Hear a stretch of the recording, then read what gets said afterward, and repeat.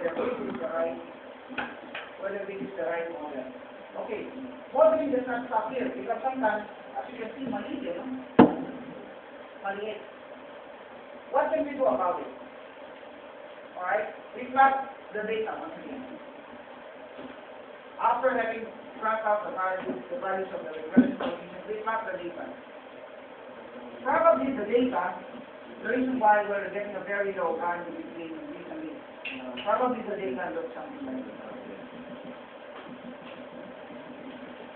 It's not perfectly linear, right?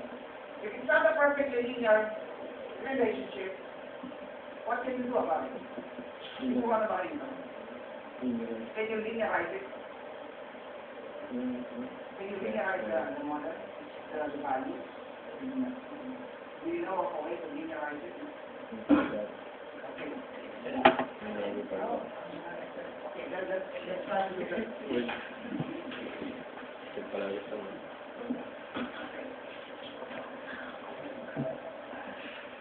Okay, suppose we have the following values.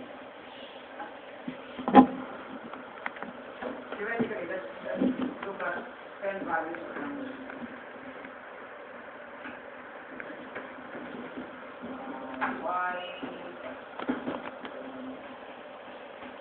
Suppose the values are, okay, then 2, 4, 6, 8, and 18,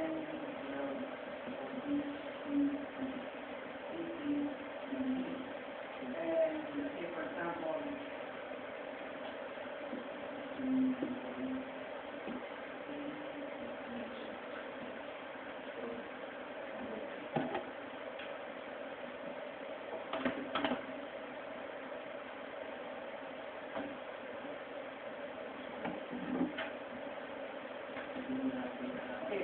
suppose these are the values, okay?